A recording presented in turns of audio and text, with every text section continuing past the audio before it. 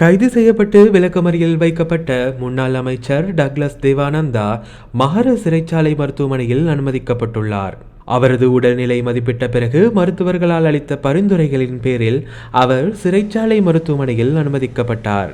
குற்றப்புலனாய்வுத்துறையால் December 26 அன்று முன்னாள் அமைச்சர் டக்ளஸ் தேவானந்தா கைது செய்யப்பட்டார். பின்னர் கம்பா நீதிவான் முன் ஆஜர்படுத்தப்பட்டு எதிர்வரும் ஜனவரி 9 வரை விளக்கமறியலில் வைக்கப்பட்டார்.